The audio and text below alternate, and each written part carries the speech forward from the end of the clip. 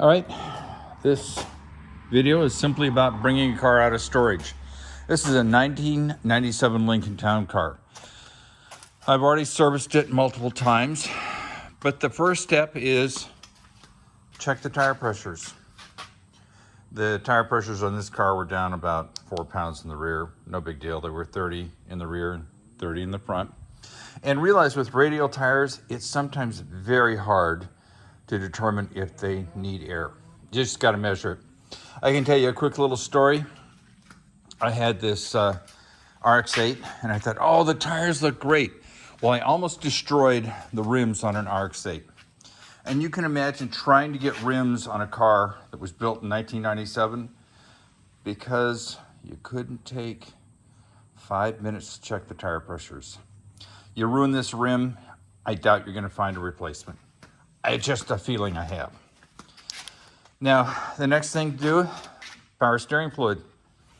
Obviously check the level, which looks good, and then take a peek at the fluid itself. Looks good. Now, I did swap out this fluid last year. I know that the fluid's going to be good. And then the next step, and this is because I have a fair amount of German cars, is that they change the brake fluid every 2 years minimum. So I take a brake fluid tester and I simply measure the amount of water in the brake fluid. Now realize on this vehicle, I've already flushed out the system. And so I know I've gotten the crud and corruption out of the system. Next one is obviously engine oil. This car was put away with clean oil, clean new filter. I know it's good, but it never hurts to check it. What if for some reason there was a leak, you didn't know it, and you destroyed this beautiful engine because you couldn't be bothered with checking the oil level. Next one is coolant. As you know, I do my, let me get my light. I do the usual partial flush or drain and flush on all the old cars, just simply to get the crud and corruption out of the old cars. They're old cars. We don't know how they've been taken care of. So I'll drain out 1 or 2 gallons, drain out the crud. The coolant looks good. The coolant level is good. So that's perfect. Battery testing will be done at the local batteries plus bulbs or whatever it's called. I do that because it's easier to discover the battery isn't holding a charge than it is to be stuck somewhere. Then the other usual stuff is check for leaks, valve cover leaks, none on this vehicle. Any coolant leaks, none. Is the belt good? Nah, this belt looks pretty good. I don't see any obvious cracks. Everything looks good. So that's a basic pull it out of storage kind of check. And the final thing I do, which I've just started doing because of the Motor Oil Geek, is I put in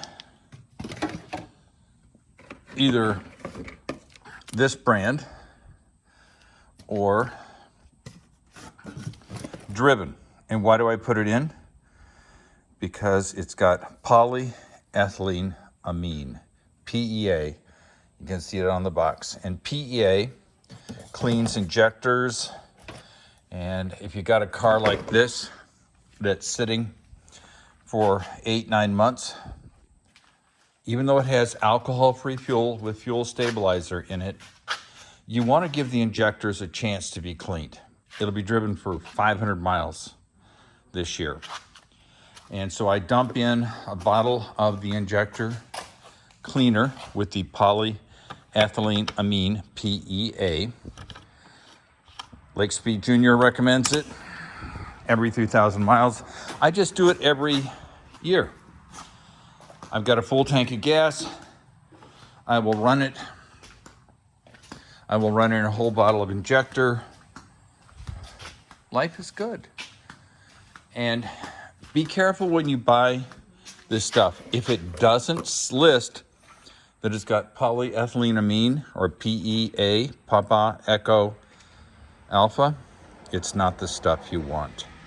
And you can generally find, because they'll advertise, because they're proud. PEA is an expensive product.